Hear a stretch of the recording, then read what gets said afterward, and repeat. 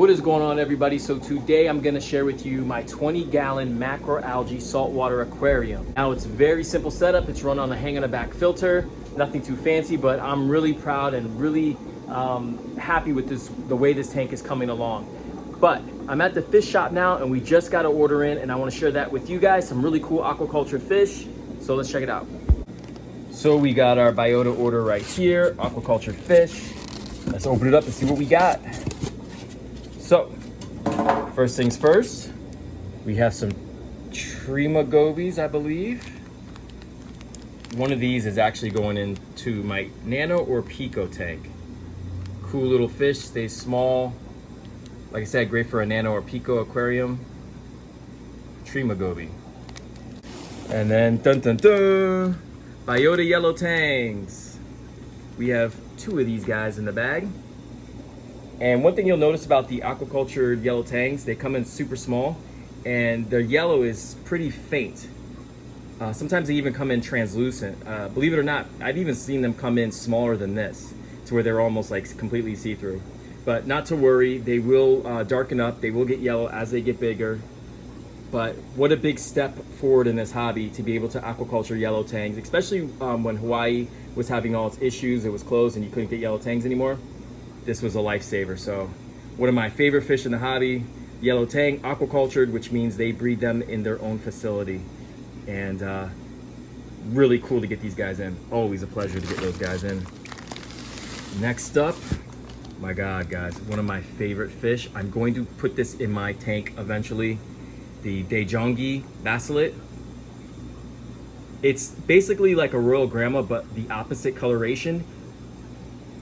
Cuban bacillate, you might want to call it, but it's got that gold body with violet, hints of violet on its fin. Unbelievable fish. And right here we have 2 lynx sleeper gobies. I love the silver with the black stripes. Pretty cool contrast there. So not a huge order, very small, but some really cool stuff, really cool aquacultured fish in here. So I'm gonna go ahead and break all this down and we'll get them acclimated to their new tanks and give them prep for quarantine. And yes, even though these fish are aquacultured in a safe facility, any fish that comes into our shop, we quarantine just in case. Every precaution is taken here because last thing we want is any type of issue. So everybody is in their quarantine tanks. They will be getting their medications, and the yellow tang already way brighter yellow. A little shy right now, but just fed them some brine shrimp and they ate like champs. Also, the gobies are also in the back. So we got 2 tangs here and 2 gobies here, and I think another link goby in there as well. But so far so good. Look at them, they look so healthy, and the yellow is super bright on them. And then over here in 2 10-gallon tanks, we got the gobies and the other gobies in this aquarium too. They also ate for us, so I'm happy about that, because a lot of times with these aquaculture fish, I think they feed them like pellets and flake food, so to be able to get them on frozen meaty foods, that's the plan, that's the goal. The trima goes way in the back, it's hard to see them, but yeah, they're in there. We'll keep an eye on them. I'm probably gonna take 2 of those for my pico aquarium, so I'm happy about that. Ooh, we have some Peterson anemone shrimp. It's hard to see them, they're almost like glass, so it's so see-through. See them right there? I was thinking about putting this in my pico aquarium, but I don't know if we could really appreciate them because I mean they are pretty much see-through. But that's something I'll think about. Already have a anemone crab in there, but yeah, I do like these shrimp. They're a little cleaner shrimp. They have little bits of blue on them, but I don't know if we'll be able to really appreciate them in that aquarium. I don't know. Let me know what you guys think. Should I put this in the pico aquarium, or should we? Is it not worth it because they're kind of translucent? Got myself some dragon's breath that I'm gonna take home right now to my macroalgae aquarium. We're gonna add this in there. It's one of my favorite macroalgae. It's so pretty. So as it grows, the tips get like a fiery orange, hence the name dragon's breath. And I just love the way it looks in tanks. And it's really hard to find a really bright red color in saltwater aquariums. It also doesn't grow really well like with white light, especially like red or green color spectrums. It grows really well under blue light, so you need to run heavy blues in order for this to grow properly. So I'm gonna bring this home right now and let's take a look at my macroalgae aquarium. So here we are at my house, and this is my macroalgae 20-gallon saltwater aquarium. And let me just first talk about the elephant in the room. Yes, those are mollies right there. That is a molly, and as well as this sailfin molly right there. There's a male, and then we got a mosquito fish right there. Yes, those are in a saltwater tank. They are known to be freshwater fish, or they're sold as freshwater fish, but their mollies are more brackish water, and these guys are like 4th generation saltwater fish. I've had mollies for a while. I slowly acclimated them to brackish when I had my puffer, and then eventually I acclimated them to full salt. Now, some of the other fish I have in here, I have 2 masked gobies, one right there, and there is another one around here somewhere. Oh, there he goes, right there. I think there's a 3rd one too, but he likes to hide. He's very shy. Then we have a, what else do we got here? We have a little sand sifter around here somewhere. And then, oh, there he goes. So a little sand sifter right there, a little sand sifting goby.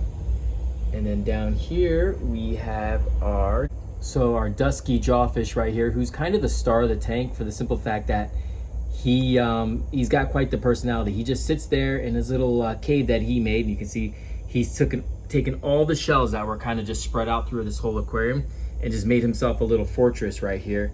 And he just hangs out in that little hole and he just waits to get fed. Some of the other life we have in here, we have some pallies right there, which are doing amazing. They even branched off and started a new little colony there. You can see in front of the camera, Kenya tree just everywhere, just growing like weeds, like that stuff does. We have a really pretty discosoma mushroom right there with those whitish blue streaks with the brown body. And then over here, it looks like we have some sponge growing, which is really nice. That'll help keep the aquarium filtered. And we also have a nice little sponge. Over on the left side of the tank as well. And then just tons of macroalgae just growing all in the substrate, which looks, to me, I think looks really natural and really cool. Different types of macroalgae, different shapes, kind of adds different textures to the aquarium. And yeah, so we have a green Kenya tree right there, which is kind of like, it's getting more pink, which I'm a little upset about. I liked it when it was green better. We have a bunch of little worms growing on the side here, even growing on the glass, which I'll have to figure out what I'm gonna do there with those guys. But oh, and some pulsing xenia right there, which again, another coral to keep the tank clean as well. And then I just added this about 2 weeks ago. We have some green star polyp on the back glass, which I would love to see that really grow and take over that whole back glass. That'd be pretty cool. And we already had a little piece fall down. I don't know if you guys can make that out. Right in the center there, there's some star polyp that kind of made its way down there. And that stuff spreads pretty quickly, but I'm okay with it claiming territory. Like I said, I don't do much of this tank. I just kind of throw stuff in and just let it go wild. Another mushroom right here, which it looks brown, like a brown discosoma, but it's actually a really pretty red color under blue light. So once the lights turn blue, that looks a lot better. And I mean, obviously it's big, it's huge, it's doing really well. And then a Paligrandis down here towards the center. That just grew a new head, so that's kind of cool. And then some more pallies up here as well, which those are bright green. They look really good under blue light. So I'm just trying to find a mixture of things that look good under blue light and white light, because it's kind of 50-50 right now. I have 50% the white lights on for the green macroalgae, and then I have the blue light come on for the corals, and then, you know, for like the red macroalgae and things like that. Although the star polyp seems to do really well, and a lot of these corals do really well under the white light. They're all thriving. They just look better under blue light. So in this aquarium, we have some little barnacles, which I really like. So I want to get some barnacle blennies for these guys. That's the whole purpose of me putting these guys in the tank, because I wanted to put some barnacle blennies in here, because I wanted them to kind of live and, you know, kind of make their little home in there. But the mascobies do use them as well. So we only have, like, you know, a handful of fish in here. We definitely need some more. There's another fish in here. I forget what it is. Oh, he's hiding back in that corner, but he always hides. He only comes out. Let me see if I can get him. Honestly, I never even see him, so I don't even like know what kind of fish he is. I forget what he is, to be honest. But he always hides back there. He never comes out, which is a bit of a disappointment. And you would think with a 20-gallon aquarium, you'd be able to see all the fish, but a lot of the fish that you can get in a 20-gallon aquarium, they all like to hide. They're all kind of reserved and shy. Definitely have room for more fish. Let me know what you guys think. What fish do you think would work well in here? We have pistol shrimp at the shop currently. We have, so if we did a pistol shrimp and then mix that with some type of prawn goby, maybe a Randall prawn goby, I think would be really, really nice in this tank. I want something that's gonna be peaceful because all the fish in here are like, they all get along, they're all legit, like nobody bothers anybody. They're all pretty chill, and I don't want anything that's, because there's only so much room in this tank, I don't want anything that's going to bother anybody. So, because I want to start putting more fish in here, give a little bit more life to this tank. And as far as filtration goes, you know, the macroalgae does, and the coral does the majority of the filtration in this tank. I barely do any maintenance. I haven't cleaned the glass in a long time. Right there, you can see it's starting to grow a little bit on there. But there's tons of pods all on the glass here, like all over this tank. And that's pretty much what keeps this tank going and keeps it clean. And it's run by just a simple, like, I think it's rated for 20 gallons, hang on the back filter, with just a cheap little $40 LED light. It does its job. It's fine for a 20-gallon tank, 40 bucks. I mean, it is what it is. The corals grow fine. You can tell by the tank, everything looks fine under that light. But yeah, so just a simple hang on the back filter, no carbon, no nothing crazy, just sponge is really all I run. And then I just have a little sponge filter on the intake valve there, which I clean like every 3 days because it gets pretty dirty. And I want to keep the flow good in here. And speaking of flow, I just have one little power head on the side, just making sure that we're getting enough flow in this aquarium because it wouldn't get enough just with the hang on the back filter alone.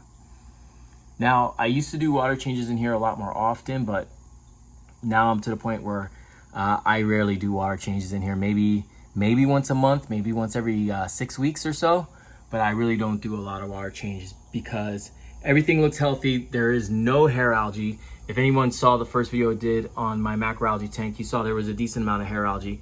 That basically took care of itself. As the other algae start to grow and the coral start to grow, it consumes all those excess nutrients. So we're gonna go right now and put the dragon's breath in this tank.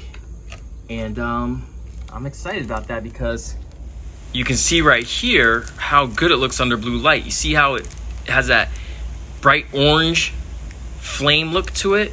Oh man, once this is under like legit blue light, it's amazing. So I'm gonna put a little bit in this Pico aquarium that I have here that I have to clean, and then some in this tank because this red macroalgae is doing great. That started off as just a little piece and it's just growing like crazy. So I'll go ahead and put that in now. And then I'll show you guys what the whole tank looks like under blue lights. All right, so here it is with the blues on. Look at how red that macroalgae is. It really cuts through. That's why I love red when you in coral tanks, because the red really shines through that blue light. And then you can see some of the other corals, the green coming through the pallies. And then down here, see how much better these pallies look under the blue lights. They're way brighter. And this green star polyp is exceptionally bright. This is a very heavy blue LED that I'm running here. So it really makes these corals pop. And I forgot about this zoanthid, which you don't even see with the lights on. But right there, there's another little pally zoanthid right there. And that's got some really pretty color. I totally forgot about that guy. And then you can see a better view there of the green star polyp. And then remember I told you about that mushroom, how it was kind of dull under the white lights? Look how good it looks under the blue lights. And then there's the dragon's breath. Oh, that looks amazing. And this tank looks good with the white lights on and with the blue lights on. I just wish I had some more fish that show up better under blue lights though. So here's an example of what it looks like in my Pico tank. Look at the red on that. I mean, that's a nice red macroalgae in the back there, but this is a whole nother level. As far as inverts in this 20-gallon tank, I really don't keep anything in here for our snails or crabs. maybe down the road, but right now, like, I don't want to put any turbo snails or anything like that. Anything that's gonna eat my macroalgae, I don't want to put in. So I just have this Monet cowrie. If you see it right there, that's a Monet cowrie, and they're a very hardy type of snail, and they're slow eaters, but they do a really good job keeping the tank clean. As you can see, the tank is pretty dang clean. So that's what I choose to have instead of any type of crab or snail for now. Although I do want to get some some shrimp. So either like some type of cleaner shrimp, either or a blood or fire shrimp. And then I also want to get a clam. That's one thing I want to get in this tank. I think a clam would be awesome in this aquarium. Now I put the dragon's breath in. Doesn't look like much right now with the whites on, but you guys seen it with the blues. It's amazing. So that's it. That's my macroalgae tank with a hang on the back filter. Really simple setup. Yes, you can have a cheap $40 light with a rimmed 20-gallon tank. This isn't expensive at all. You can find this at Petco or wherever, any pet store. And you can have yourself some corals, you can have yourself some sponges, you can have yourself some basic fish, and do just fine. All this stuff is growing just fine. I mean, it's mostly softies in here. You can see a little cabbage coral back there on the top. But I'm gonna try LPS next. I'm gonna go ahead and give it a go with some Euphilia coral, so like a hammer coral or frog spawn, and we'll see how that works out. And I just love this tank right now. It's just real chill. It's right by my bed, and there's just so much going on in here. There's just so many little nooks and crannies and different fish, and I really just want to have this thing just full of life and just its own little ecosystem. I'm really excited to really kind of add more stuff to this tank. So if you guys know what to add, or you have any advice of what you guys think would work well or you'd like to see in this tank, write it down in the comments. I'm open to whatever. Thank you so much for watching. Let me know what you guys think of this aquarium. Thumbs up or thumbs down. All right, I'll see you guys next time. Have a good one.